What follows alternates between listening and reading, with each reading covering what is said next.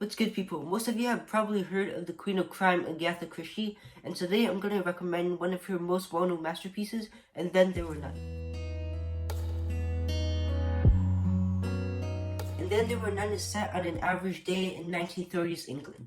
On that day, 10 invitations are sent out to 10 strangers, summoning them to be house guests on a luxurious soldier island. Of course, being invited to a mysterious island out of the blue might seem kind of suspicious, but the guests view it as a free vacation, maybe because they want some entertainment in their boring lives. When the guests arrive, they learn that their host, Mr. Owen, is delayed for dinner, so they proceed to eat first.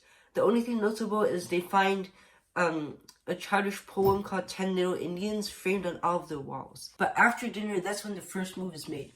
Without warning, a harsh, inhuman voice gives them all a heart attack and loudly declares that every single one of them on the island has committed a murder and gotten away with it. It turns out that the 10 people on the island were not selected by random, but in fact, they were all guilty of a murder that they got away with. So that's when the voice, which is probably the host voice, or Mr. Owen's voice, that's when he reveals his true intentions. He is a homicidal maniac who is obsessed with justice.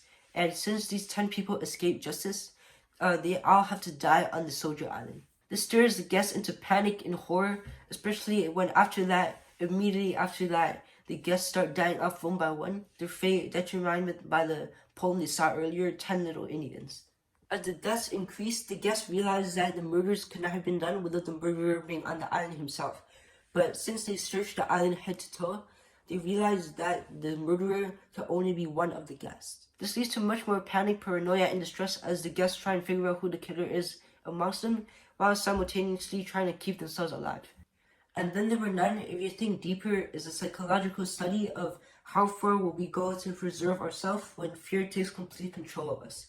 And also, how we do whatever we can to escape blame and forget our darkest secrets. The novel is terrifying, especially when the killer is an extreme psychopath who believes that he's fighting for the right cause.